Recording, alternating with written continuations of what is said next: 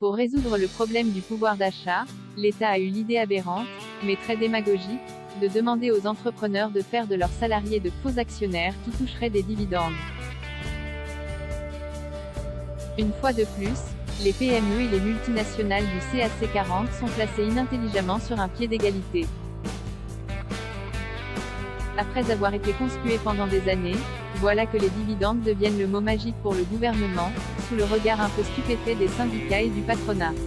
Tout cela est lié aux dites super profits, qui concernent environ 10 multinationales mais qui ont mis la bave aux lèvres aux tenants de la répartition avant tout.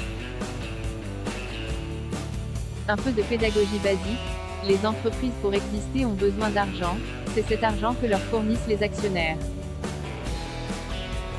Ces actionnaires, vous et moi aussi bien que les fonds de pension, ont acheté des actions en bourse, ils ont investi pour faire fructifier les sommes petites ou grandes qu'ils ont placées et attendent un rendement. Évidemment, les rendements dépendent des résultats de l'entreprise et les dividendes ont pour objet de rémunérer l'argent investi ainsi que le risque de perdre sa mise en cas de difficulté. Il est utile de le rappeler. Il est légitime lorsque l'entreprise est très profitable que les salariés en profitent aussi, mais c'est un raisonnement normal que tiennent déjà les chefs d'entreprise. D'où la participation, l'intéressement, les primes, les bonus. L'État qui veut résoudre la problématique du pouvoir d'achat grâce aux entreprises par ailleurs tellement fonctionnées qu'elles n'arrivent pas à augmenter les salaires, a eu l'idée démagogique et facile de demander aux entrepreneurs de faire de leurs salariés de faux actionnaires qui toucheraient des dividendes.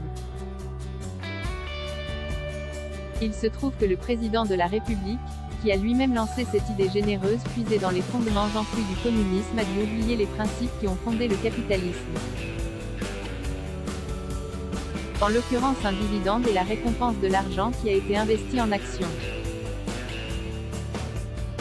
Alors, oui bien sûr, chaque entrepreneur est libre et on peut même l'y encourager, de vendre à ses salariés des actions de l'entreprise. Il peut vendre ses actions au prix qu'il veut et qui peut être très faible. Les donner pourquoi pas? Mais il apparaît absolument nécessaire que les salariés aient pris un risque, même minime, en investissant dans leur entreprise, donc en achetant ces actions personnellement. C'est la base de la pédagogie économique et l'implication des employés. Leur travail n'est pas, contrairement à ce que disent certains, déjà un investissement puisque le travail est rémunéré par un salaire et récompensé par des primes en cas de bons résultats. Par ailleurs, pour les sociétés non cotées, c'est une usine à gaz, il va falloir d'abord calculer le prix d'une action puis gérer. Et les années de vache maigre? Cela diminuera la rémunération des salariés? Les dividendes seront versés chaque année sur la base du bénéfice? Mais les provisions? Sur quelle base? Bon courage. En outre, vendre des actions de son entreprise pour un patron de PME est très impactant, il se dépossède de son capital. Et qui rachètera les actions quand le salarié quitte l'entreprise? Le patron encore? À quel prix? Arrêtons de faire semblant de généraliser ce qui concerne majoritairement le SBF 120, le CAC 40 ou les très grandes entreprises. En outre, si l'État s'en mêle par un texte ou une incitation, ce n'est pas le même registre. Nous n'avons pas besoin de l'État pour rétribuer et intéresser nos salariés à la bonne marche de l'entreprise.